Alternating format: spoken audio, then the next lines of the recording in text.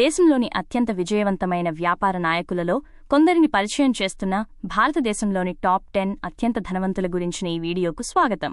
10వ స్థానంలో సునీల్ మిట్టల్ ఉన్నారు. ఆయన నికర ఆస్తి విలువ ₹120 లక్షల కోట్లు.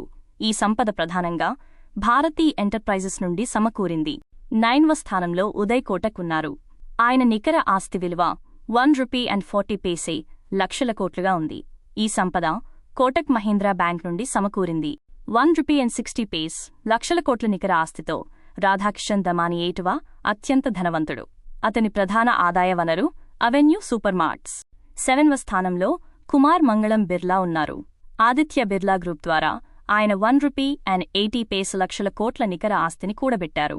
దిలీప్ షాంఘ్వీ ₹2 లక్షల కోట్ల నికర సంపదతో 6వ స్థానంలో ఉన్నారు.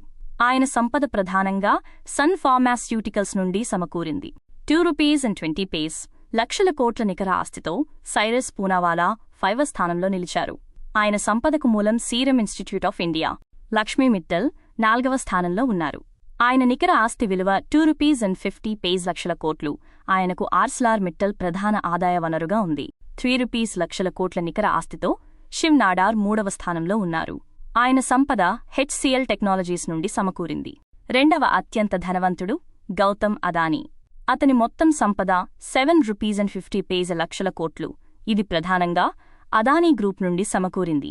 చివరగా మొదటి స్థానంలో ముఖేష్ అంబానీ ఉన్నారు. ఆయన నికర ఆస్తి విలువ ₹850 లక్షల కోట్లు. ఈ సంపద రిలయన్స్ ఇండస్ట్రీస్ నుండి సమకూరింది.